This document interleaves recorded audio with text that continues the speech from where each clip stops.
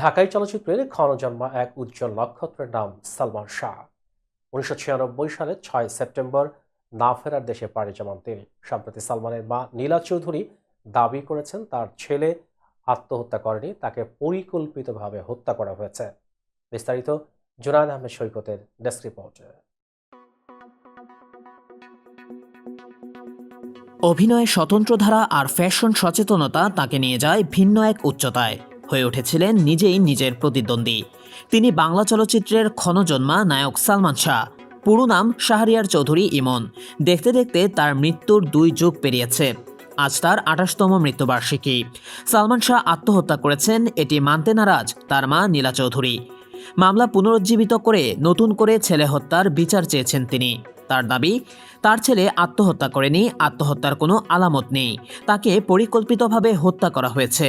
সম্প্রতি লন্ডন থেকে এক গণমাধ্যমকে এমনটাই জানালেন নীলা।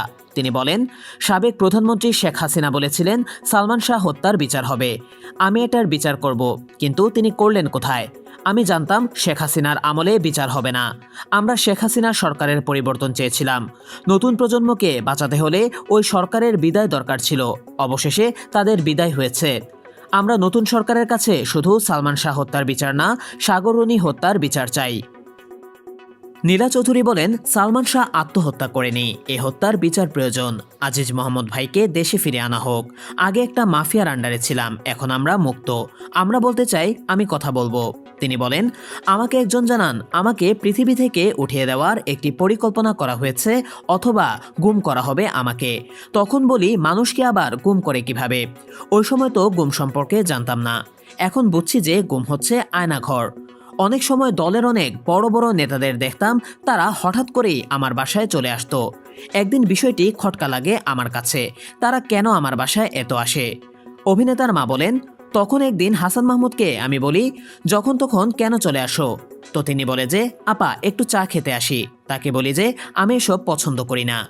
এছাড়া সালমান শাহর হত্যার ব্যাপারে তার স্ত্রী সামিরা সম্পর্কে নীলা চৌধুরী বলেন, সামিরা 3টি বিয়ে করলো, সে যে খারাপ তা প্রমাণ হয়ে গেছে। একটি ঘরে থাকতে পারেনি সে। তার বাবাও অনেক কিছু করেছে, ইদানিং তাদের দেখা যাচ্ছে না।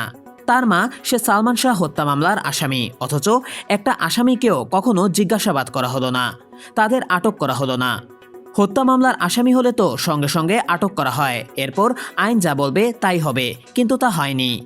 পিবিআই প্রধান বনোজ কুমার সম্পর্কে নীলা চৌধুরী বলেন, তাদের সঙ্গে বনোজ কুমারের সম্পৃক্ততা ছিল। এই বনোজ কুমারকে তারা অনেক টাকা দিয়েছে। সুকুমার রঞ্জন একজন সংসদ সদস্য ছিলেন, তিনি একজন ভারতীয় এজেন্ট। তিনি আমাকে হুমকি দিয়েছিলেন। সালমান শাহ মৃত্যুর পর আমরা জেনেছিলাম যে ভারতীয় কাউকে ভাড়া করে এনে সালমান শাহকে হত্যা করিয়েছে তারা। উল্লেখ্য, ১৯৭০ সালের ১৯ সেপ্টেম্বর সিলেটে জন্মগ্রহণ করেন সালমান শাহ।